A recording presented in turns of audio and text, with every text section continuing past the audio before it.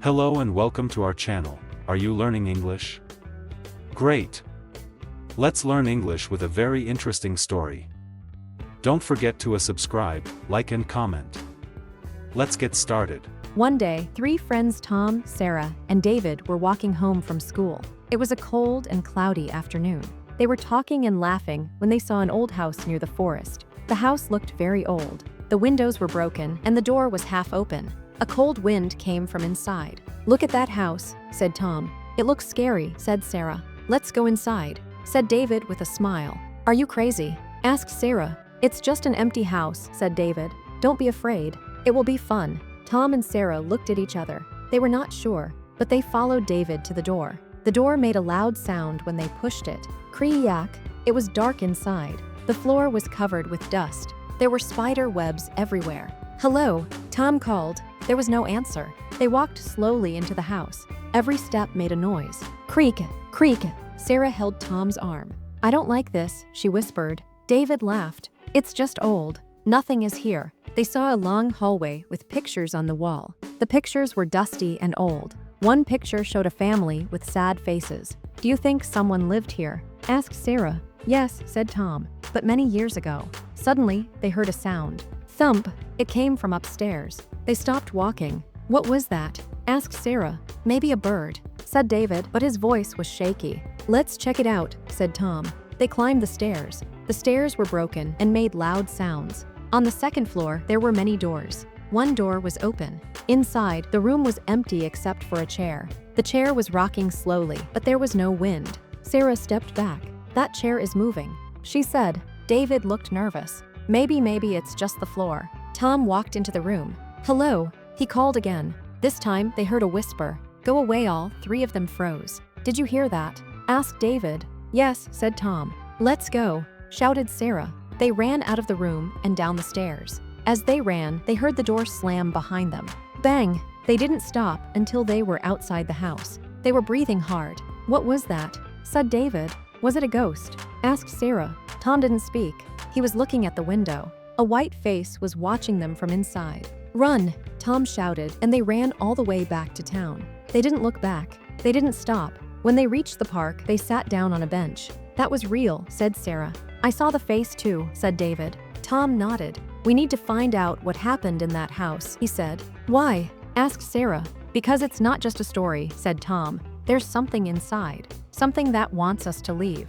The next day, they went to the library. They asked the librarian about the old house. "Oh," said the librarian, "you mean the Blackwood house. It's over 100 years old. People say it is haunted." "Haunted?" asked David. "Yes," said the librarian. "Long ago, a family lived there. One day, they all disappeared. No one knows why. Since then, strange things happen in that house." Tom wrote everything down in his notebook.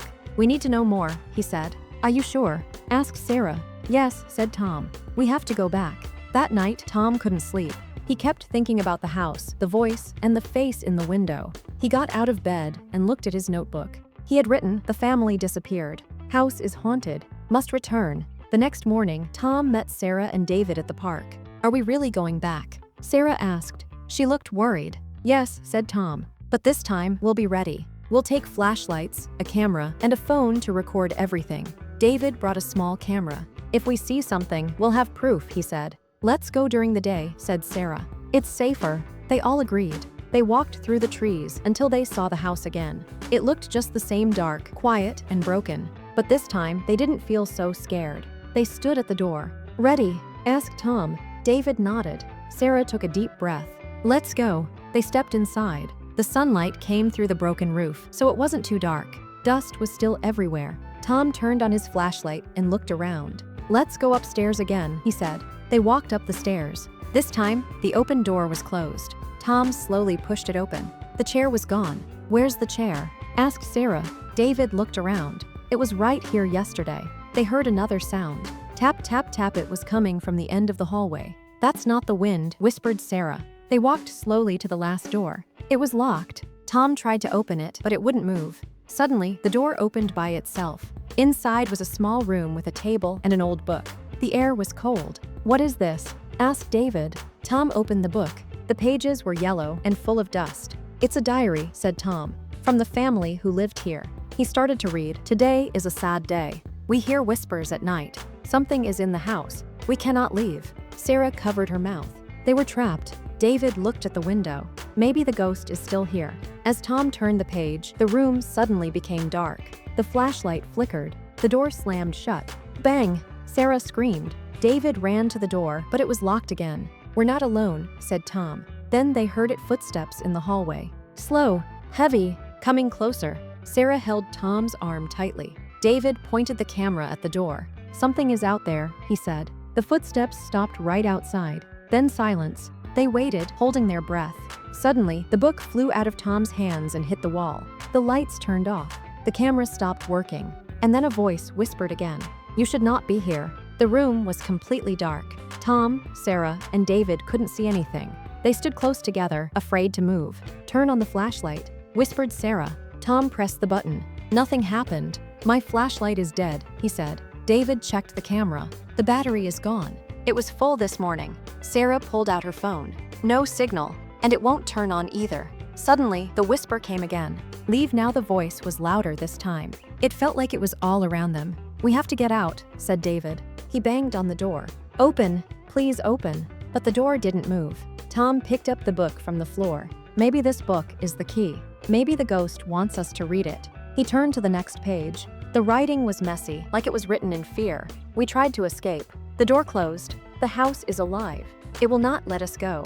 Sarah started to cry. I don't want to be here anymore, she said. Tom put his arm around her. Stay calm. We'll find a way. David looked at the walls. Wait, he said. There's something here. He pointed to strange marks. Symbols were drawn on the wall in red. Some looked like stars. Others looked like eyes. These are not normal, he said. Maybe they are part of a ritual. Tom took a picture with his broken phone, even though it didn't work. Let's remember this. It might help later. Suddenly, the air turned cold. Their breath was white like smoke. The floor started to shake. Boom boom, heavy steps again, but this time, it felt like something very big was coming. The door opened. Not slowly.